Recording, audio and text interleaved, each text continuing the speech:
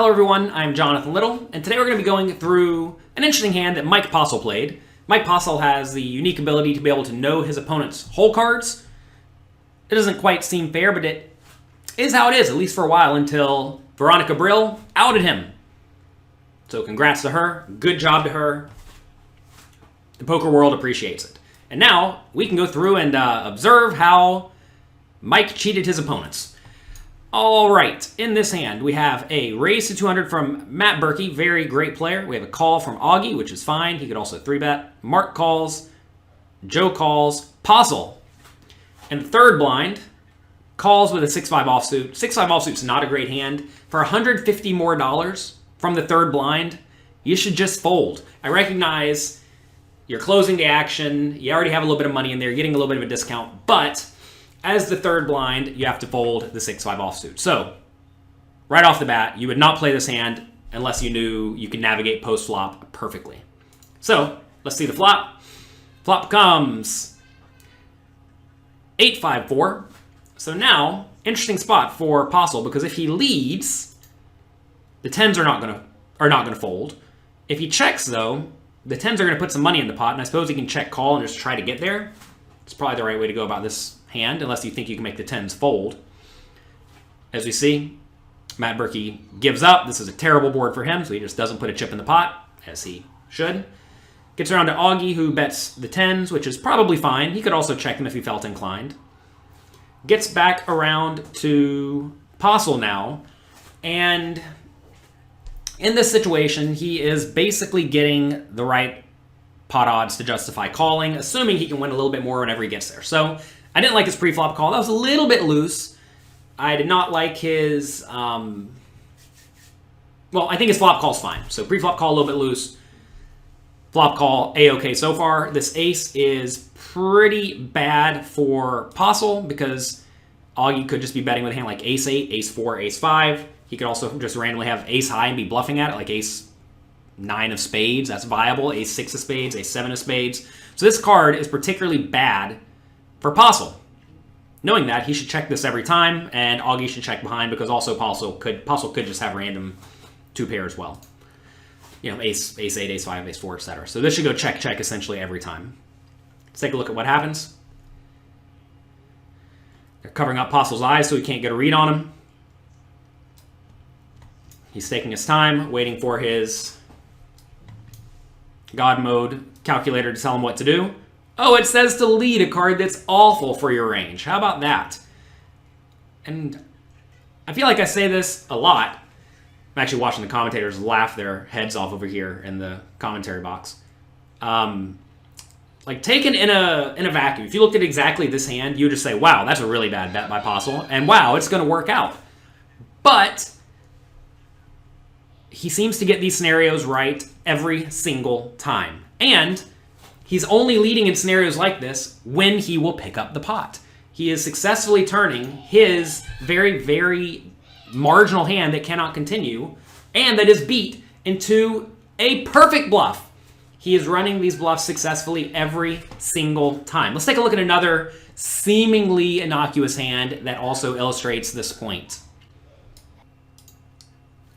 All right, here is another hand featuring Postle in a spot that, if you didn't know what you were looking for, you would just think, huh, that's weird.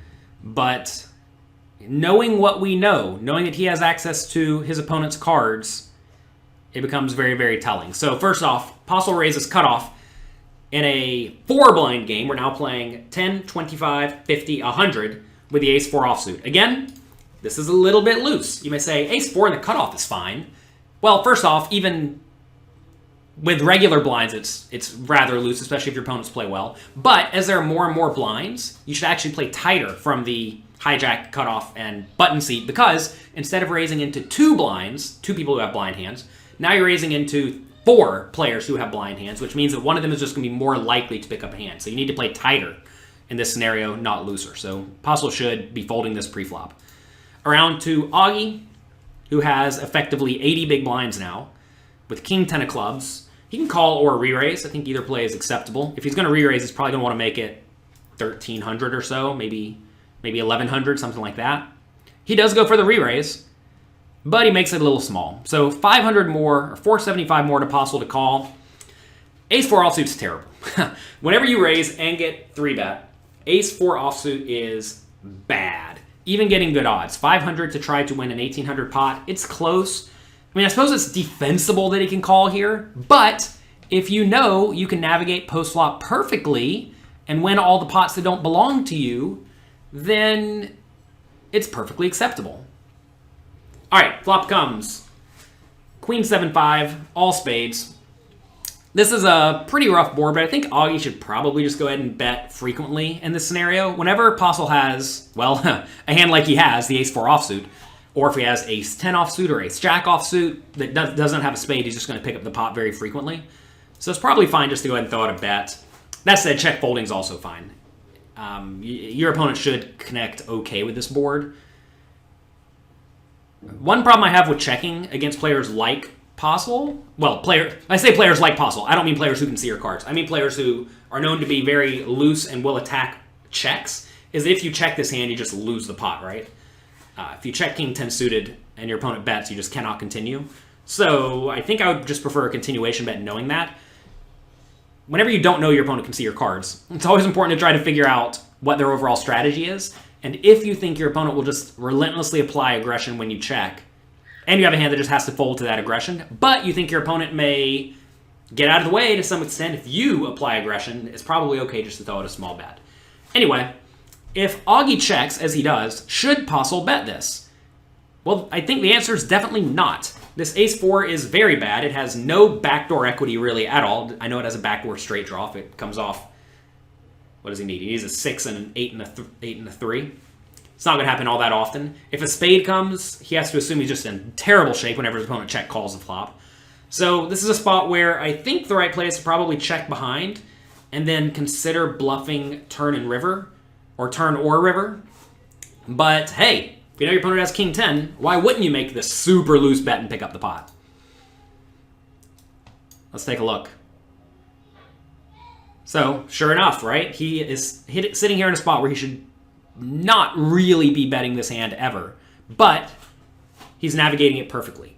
And I realize these are just two relatively innocuous hands. They don't look like a whole lot in a vacuum, but Postle has basically scooped up these two pots with no risk. And if you can just play nice, easy, small pot poker against your opponents because they play perfectly, well, you play perfectly against them because they're just going to check fold a lot, that is not going to work out for them in the long run at all, which is why Postle has had essentially no losing sessions. He knows his opponent's cards, and that allows him to navigate post-flop perfectly. That's how he gets to play so many hands pre-flop. I mean, it's well known, actually. If you don't even know your cards, if you're just playing good poker, you can raise a whole lot more hands if you don't ever face aggression. And imagine how many more hands you could play if every time you faced aggression, you responded perfectly. So, that's all the Postle I have for today. We'll be back tomorrow with some more because it's kind of fun to see what he is doing and how egregious of a cheater he is. So, have a great day. And remember, someone is constantly fiddling with their hat or looking down at their crotch, or they have their keys on the poker table facing the deck, or anything funny like that. You need to say something. And you need to leave that game because that is not a game for you. Good luck, have fun, protect yourself, and I'll talk to you next time.